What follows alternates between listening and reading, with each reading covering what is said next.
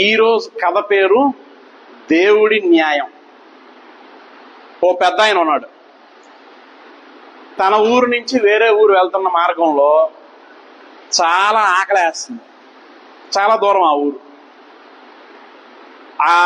తన ఊరికి వెళ్ళాలంటే ఇంకా చాలా టైం పడుతుంది.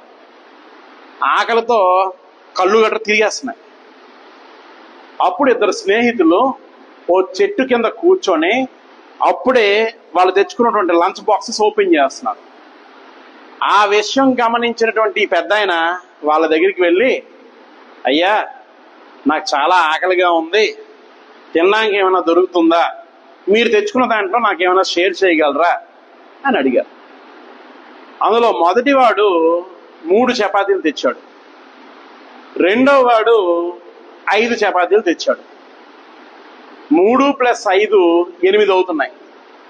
ఈ 8ని ముగ్గురికి సమానంగా పంచాలి అంటే ఎలా తెగొట్టినా తెగడం ఉండదు అసలు.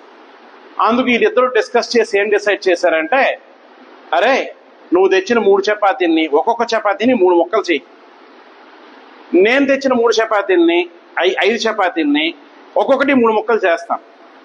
అంటే మొత్తం కలిపి 8 చపాతీలు వస్తే 8 3 24 ముక్కలు వస్తాయి. తలో 8 ముక్కలు తిని మన ఆకలి తీర్చుకుందామని అనుకున్నారు. అనుకుంటే సరే అని చెప్పేసి 3 ముక్కలు అయినాయి, 5 3 ముక్కలు అయినాయి. మొత్తం 24 పీసులు వచ్చాయి. నేను అంటే ఆ పెద్ద ఆయన ఒక 8 పీసులు తిన్నాడు. మొదటి స్నేహితుడు ఒక 8 పీసులు, రెండో స్నేహితుడు ఒక 8 పీసులు తిన్నాడు. నాకు చాలా సంతోషం అనిపించింది, చాలా తృప్తి చెందాను. మంచి ఆకలిగా ఉన్నాను అనమాట. చాలా తృప్తి అనిపించి నా దగ్గర ఒక 8 బంగారు నాణాలు ఉంటే ఆ ఇద్దరు స్నేహితుల్ని పిలిచి, ఇదిగోండి అయ్యా 8 నాణాలు ఉంచుకోండి అని ఆ 8 నాణాలు ఇచ్చేసి ఆ పెద్ద ఆయన అక్కడి నుంచి వెళ్ళిపోయాడు. ఇప్పుడు అసలు సమస్య మొదలైంది. వీరిద్దరు ఏమంటారు, ఆ 5 చపాతీలు ఇచ్చిన ఆయన ఏమంటాడు, నేను 5 చపాతీలు ఇచ్చాను కాబట్టి నేను 5 బంగారు నాణ్యాలు తీసుకొని, నువ్వు 3 చపాతీలు ఇచ్చావు కాబట్టి నువ్వు 3 నాణ్యాలు తీసుకొని ఆ 5 చపాతీలు తెచ్చిన అతను అంటాడు. ఈయనేమంటాడు, ఆ పెద్ద ఆయన ఇచ్చిన 8 నాణ్యాలు కదా, నేను సగం 4 నాణ్యాలు, నువ్వు సగం 4 నాణ్యాలు, అంటే నువ్వు 4 నేను 4 తీసుకుంటే సరిపోద్దా, చెరు సగం పంచుకున్నట్టుగా ఉంటది కదా అని ఈయన అంటాడు. సరే మీరు చెప్పండి, ఆయన చెప్పినట్టుగా 5 3 తీసుకోవడం కరెక్టా, ఈయన చెప్పినట్టుగా 4 4 తీసుకోవడం కరెక్టా? రెండు కరెక్టే. ఏది కరెక్టో మనం చెప్పలేకపోతున్నాం. మీరు చెప్పలేకపోతున్నారు, నేను చెప్పలేకపోతున్నాను. అయితే ఈ గొడవ చిరికి వాన అయింది, గాలి వాన అయింది, పెద్దదయ్యి వదన మహారాజు గారి దగ్గర తెచ్చుకుందాం అన్నారు. ఇద్దరు కలిసి మహారాజు గారి దగ్గరికి వచ్చారు. సమస్య అంతా చెప్పారు. మహారాజు కూడా 5 3 4 4 ఈ డైలమాలో ఉండిపోయి ఆలోచించి పొరకు తట్టడంలో పని చేయండి, ఆ 8 నాణ్యాలు ఈ రోజుకి ఇక్కడ ఉంచండి, మీరు రేపు ఉదయం రండి, నేను తీర్పు చెప్తాను అన్నాడు. అన్న తర్వాత ఈయన ఆలోచించాడు. కొద్దిగా మేధావులు ఎవరు ఉన్నారో వాళ్ళందరితో డిస్కస్ చేశారు. కొంతమంది 4 4 ఇవ్వడం కరెక్ట్ అంటే, కొంతమంది 5 3 ఇవ్వడం కరెక్ట్ అంటున్నారు. ఇవన్నీ తేలక ఈయన ఏం చేశాడు, రాత్రి పడుకునే ముందు దేవుడి గదికి వెళ్ళి దేవుడికి నమస్కారం చేసి, స్వామి మానవ మాత్రమైనటువంటి మాకు ఏది సరైనదో 5 3 ఇవ్వడం కరెక్టా, 4 4 ఇవ్వడం కరెక్టో మాకు తెలియట్లేదు. కాబట్టి రేపు ఉదయం ఆ తీర్పు చెప్పే సమయానికల్లా నాకు కాస్త జ్ఞానోదయం కలిగించు, మంచి తీర్పు, ఎవరికి అన్యాయం చేయకుండా ఇద్దరికి న్యాయం చేసేటట్టుగా ఒక తీర్పు ఇచ్చేటట్టుగా నన్ను ఆశీర్వదించు అని చెప్పి నైట్ పడుకునే ముందు దేవుడు దండం పెట్టేసి ఈయన నిద్రకి నిష్క్రమించాడు. అక్కడి నుంచి పడుకున్నాడు. మంచి గాఢ నిద్రలో ఉంటే దేవుడి కలలో కనిపించి ఓ సొల్యూషన్ ఇచ్చాడు. సొల్యూషన్ ఇవ్వడంతో పాటు దానికి ఒక ప్రాపర్ రీజన్ కూడా చెప్పాడు ఎందుకు అన్నది. నెక్స్ట్ రోజు సభ మొదలైంది. ఆ 8 నాణాలు ఉన్నాయి కదా, ఆ 8 నాణాలు తీసుకొచ్చాడు. తీసుకొచ్చి 5 చపాతీలు తెచ్చిన వ్యక్తికి 7 నాణాలు ఇచ్చాడు. 3 చపాతీలు తెచ్చిన వ్యక్తికి 1 నాణం ఇచ్చాడు.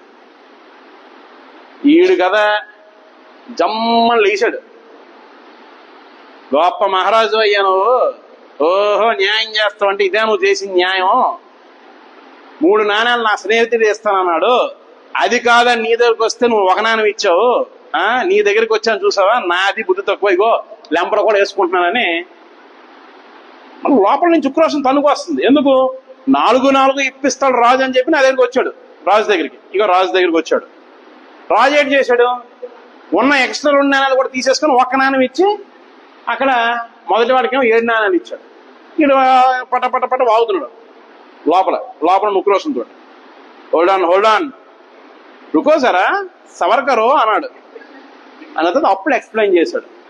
ఇప్పుడు 3 చపాతీలు తెచ్చావు నువ్వు, 5 చపాతీలు తెచ్చాడు ఆయన.